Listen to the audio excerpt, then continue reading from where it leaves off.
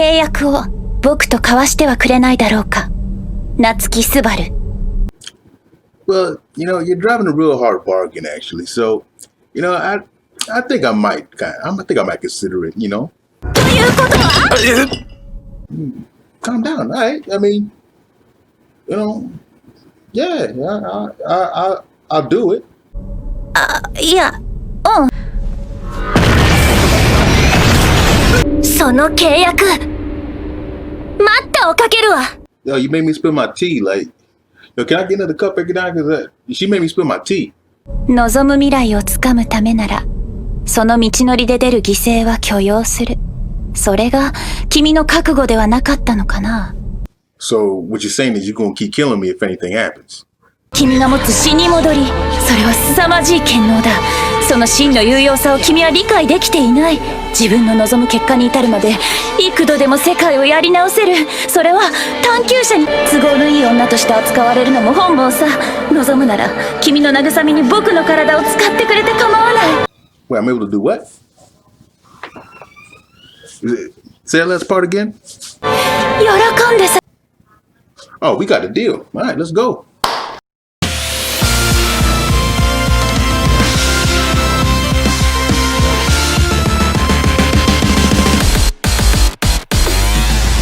What's going on, YouTube? Legend here once again, back at you again with ReZero. That's right, you heard it right, ReZero. I'm actually decided to delve deep into the season the season finale that we just saw, or should I say the season finale of the first half of the season that we just saw, because they split up the season of 2, of course, because of COVID. What can you do? Hold up. But actually, this last episode was actually really good, and I really loved it. I actually loved the whole season. So I just want to just touch on it, tell you my review, my thoughts about the season, just talk about it, get into the depths of the different factors that I really liked, honestly. And honestly, the first thing that I wanted to touch on, the highlight of the season, my girl, my new waifu behind Olivia Armstrong, of course, behind her.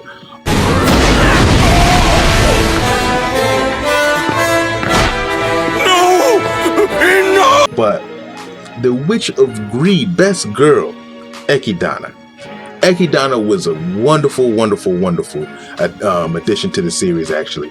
And there was one of the main things about her was the fact that she just knew about so much. Her greed for knowledge actually helped us out, because of course she's had a lot of knowledge to pass on to us. She was dropping bombs on us. She knew everything. She was just a very interesting device to have within this season, because she just helped the plot progress a lot. And also the simple fact that what made her really so likable was the fact that she's the only person, or the first person to be introduced that we know that knows about Subaru's plight, his constant loneliness that he's facing, the constant things that he's going through. He has Echidna right there who knows what's going on, and he can talk to freely. And it's just to have somebody like that in there, which is great, But the thing is, though, she seemed too good to be true, right? And what we quickly learned was that actually she was, because guess what? She's a witch. Obviously, we know that. We know she's a witch, but she just seemed so good. She seemed so good to rely on, which was a great setup for her actually having evil intent. She was doing some of the right things, but for the wrong reasons. And honestly, making a deal with a witch is kind of similar to making a deal with the devil, really. And honestly, she really sold it too, because honestly, I would have fell for it. If I was in Subaru's shoes, sometimes you see things from the third party, you see from things outside, and you're like, I wouldn't do that. No, I would have fell for that, because she was convincing. She was very convincing. She put up a hard game, actually, which made her a very good antagonistic force. Or she wasn't fully an antagonistic force, because she was helping, so she was helping the protagonist. But if he went along with her deal, she would have quickly became the antagonist. Boom, right there, And honestly, I think that was just a great dynamic, not something that you usually see. But the thing about Echidna is that we're definitely not done with her. We know that there's still more things that we have to do with her when it comes to the trials, and he's going to need to talk to her again. And I don't think she's fully just given up. And also the simple fact that she seems to have some type of disdain for the Witch of Envy. It could be because, like the reason she's dead is because of the Witch of Envy. But I feel like it's deeper than that, because she really, really despises her. Even in the beginning, when we first met her and she was talking about the Witch of Envy, she thirsted for knowledge, but when it came to knowing why the Witch of Envy's mind works, she was like, no, I don't need to know that. Which was actually kind of weird, kind of peculiar, but so that's something. But next thing I want to touch on is actually the witches as a whole, actually. All of the witches of the different sins. So within the season, we're actually introduced to all the witches. We're introduced to every single witch there is of the different sins, all the different 7 deadly sins.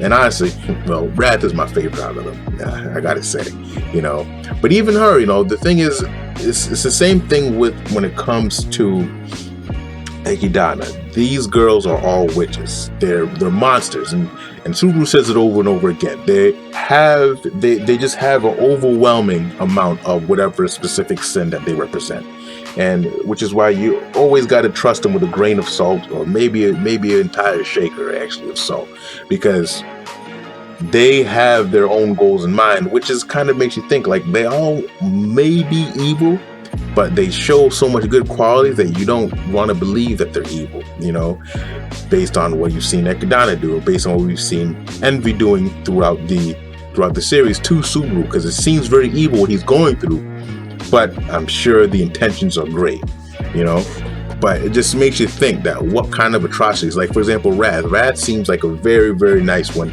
Seems like every time she comes, she's usually has a good intention in mind.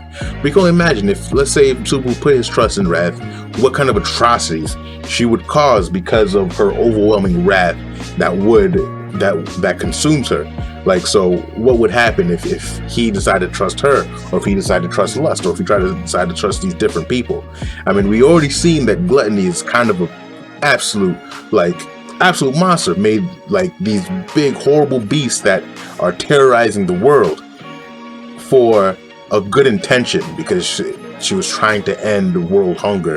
So she made these monstrous beasts that are destroying, that's just wreaking havoc around the world, But these witches are crazy, and also they all seem to have reasons of why they want to help Subaru, and it's kind of intriguing. Like, well, why do they want to help him? What's their reasons for wanting to help him? What's reasoning do they have? So just because they all have to have some type of reason of why they want to help Subaru, but I feel like that's going to be a mystery that we're going to be solving later on. And even the Witch of Envy, too, as we meet her, she doesn't seem to be bad. I mean, she's like, they had to seal her away, and because she was a terror to the world, but she seems to be trying to save Subaru in a positive way. She is trying to protect him. She's saying, so we're like, all right, so what's going on with her? Like, she looks exactly like Amelia. I don't know what's going on with that.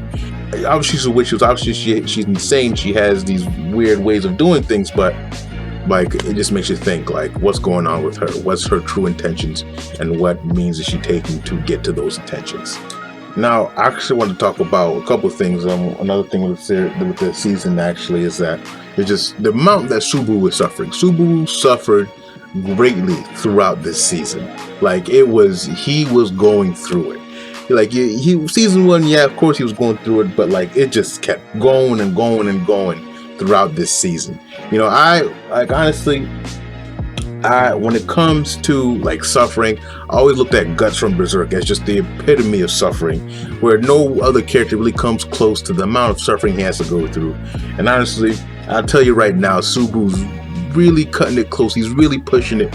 His suffering is just tremendous, to the point where he may have passed Guts. I don't know, maybe it's a big one, but honestly, it's just but the thing is though, like with Subaru too, because he's been suffering so much, it actually makes me appreciate his character more, like his character more, not because of his personality, but mainly just because of the struggles that he's going through, that and he's continued to push forward to fight through.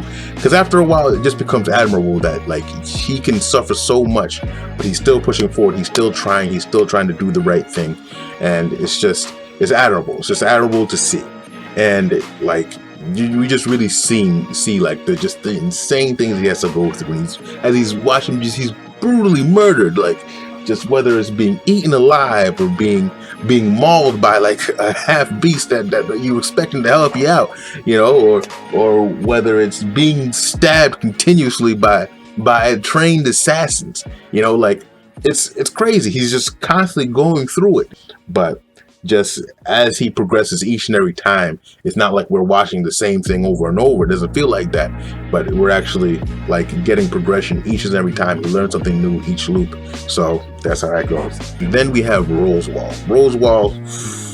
I never trusted that Hisoka looking motherfucker. I never trusted him, but honestly, like he's actually being more of a problem than I thought he would be, because he has very weird motivations where he's trying to help Subaru, but by helping him, he's putting Subaru in these horrible situations, like as if he's like trying to train him up. He's the one that hired the assassins at the mansion, He's the one that's getting Amelia secluded and making it snow and making her go crazy and so on and so forth. He's doing this. He's putting Subaru in a situation where he has to choose who he has to save. He has very evil means, but what is his true intent, And this last episode, we really saw him put his cards on the table.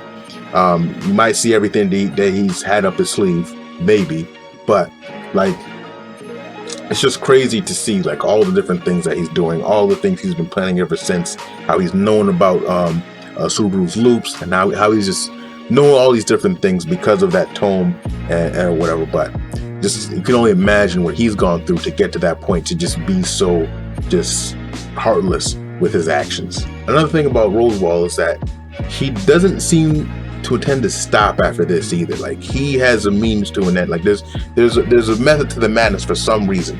And he also says some peculiar thing where he talks about Ram and how he says Subaru Ram, who he truly has faith in. So what does he mean by Ram? Why is he mentioned Ram? Like, because I always thought it was kind of suspicious back in season 1, where he just so happens to be at the village when it's being under attack and comes in and swoops in to save Rum and Ram. I kind of feel like something's up with that, And also, like, we see that he's proficient at using fire magic, and their village was on fire. My God, maybe he has something to do with it. Maybe he caused the issue in the first place, But that's another thing, though. That's another thing that we're gonna have to figure out. But another thing I want to go on is just basically the season 2 predictions that I have, the predictions that I have for season 2, and what, or the rest of season 2, the second half of it, what I think is coming along, what we need to look out for. So who knows what season 2 holds? Honestly, the second half of it, actually, I should say, we definitely need some more Echidna, because honestly, she needs to help let Subaru take the trials. We also need some more perspective on the Witch of Envy, since she seems to generally want to help Subaru. Possibly in a sick, twisted way, but she wants to help him though. And why exactly does she look like Amelia? It seems to be portrayed that they are not the same person, so how are they related? Is she like a reincarnation or something? Or I think season 2, part 2 will hit the ground running, actually, because we're going to be having Subaru finding a way to save the village, the sanctuary, and defeating those horrible bunnies, with maybe some type of unorthodox help. Maybe, we don't know, maybe somebody to help, like let's say maybe Rosewall, or maybe they might have to hire some type of assassin like sexy ass Elsa, throw her on the scene. Or maybe even possibly Reinhardt might help again, because we've seen how overpowered Reinhardt really is. And the thing is, we can't forget about the witch's cult. And like, how are we going to get Rem back? Because we have to take on those people too. The representative of gluttony and greed, because they seemed very powerful and they seem like a problem, and they're not going to go away. And so in order to save Rem, we're going to have to take those people down too. So maybe the second part of season 2 is going to address that too. But Subaru needs help, and he needs it bad. But I don't think he'll sacrifice something like Rosewall wants him to. So we'll see. We'll see how he's able to do that, and how he's able to bring everything together and come through with that W. But that's basically what I want to touch on when it comes to my thoughts and what I thought about season 2, or the first half of season 2, I should say. And come winter, I'm ready to see what's going to be in store for us next time. But yep, but those are my thoughts right there. I'll end it there. If you like the content, definitely like the video here. If you don't like it, then feel free to dislike too. It's a free world. Go ahead and do what you need to do. But also comment your thoughts down below. Let me know what you thought about this season. Let me know what you think is upcoming. And for you, for you light novel readers, watching this squirm and try and figure out what's gonna happen next, whatever. Maybe, don't throw any spoilers, but you could throw a bone if you want, or just say what you think about it, But yeah, but definitely let me know in the comments down below what your thoughts are, and don't forget to subscribe to the channel. But with that, legend out.